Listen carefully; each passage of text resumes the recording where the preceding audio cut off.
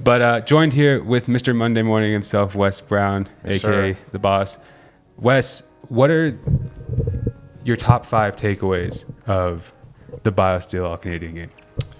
I mean, first of all, I thought the best guy for the most part was Elijah Mahi. 6'6" wing that can do it all. Great pace and decision making.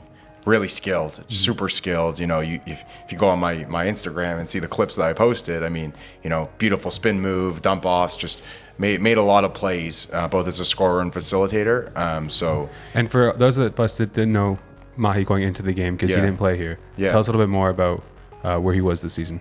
Yeah, I mean, he had played, you know, some of high school here, most of it, I think, and then went to Potter's House in Florida.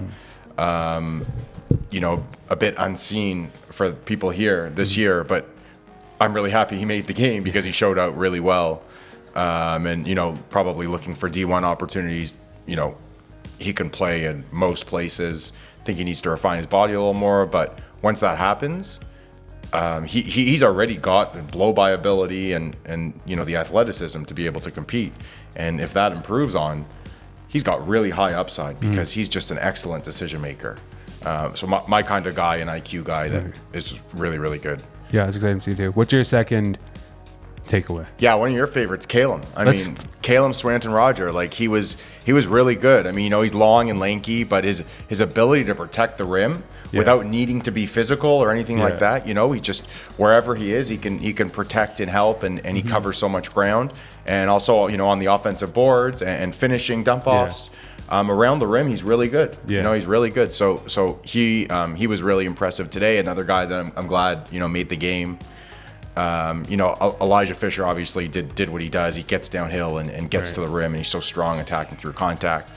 He was the star of the game for sure.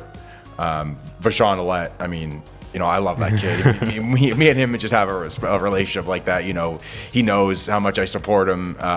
Just a hooper, so talented with the ball. You know, just 3-level scorer, gets wherever he wants on the floor, and you know was showing off today. Was in a full bag. I think he had 29, and could you imagine having the ability to play that loose and to do showboating and to do all that stuff with Masai Ujiri just sitting right in front of him? And not just that, like actually be effective. You know, I mean, he I don't know what he shot, but he made shots and he made plays, and he was still pretty efficient, I think, relatively. You know, he takes some. It's an all-star game, right? So he's taking some crazy shots here and there, but that's a gift. You know, that's part of what makes him so great. It doesn't matter what the stage is. He's gonna show off. You know, he's playing free, and that's a skill in itself. Right. And is that 5 or is that? I think that's 4. That's 4. I think I know where your 5th one is. All right, let me throw you a lob. Okay. Camp Playmaker?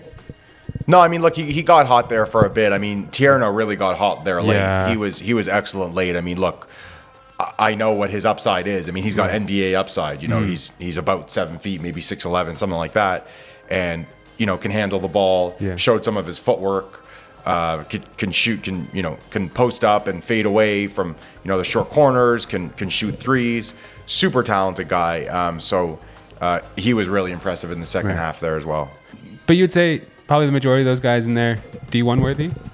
Oh, worthy for sure. Yeah. Oh, I would think all of them are D1 worthy. Yeah. It's whether or not we can find opportunities for them. You know, it's been really tough with the transfer market, but I think things are going to start opening up because a lot of these low and mid-major teams are losing their guys to higher levels. So they're going to know in the next, you know, month or less what they're looking for. And it's a really easy sell for me because I love a lot of the kids in that game, and they're winners, to be honest. And they're good and capable, and wherever they get opportunity, I think they're going to succeed for the most part. So so there was a lot of talent, and I think they're D1 worthy for sure. All that talent, and sitting in the second row is Shaedon Sharpe, who had a couple of things gone differently this year. He could have been in that game as well. For sure, yeah. I mean, look, he probably made the smart decision long term to go to Kentucky. He's sitting out, and he's still going to be drafted probably in the top 10 or in the lottery at worst, I would think. Yeah. So, you know, it's honestly, he's been smart about what he's done, you know, because it looks like it's going to work out for him.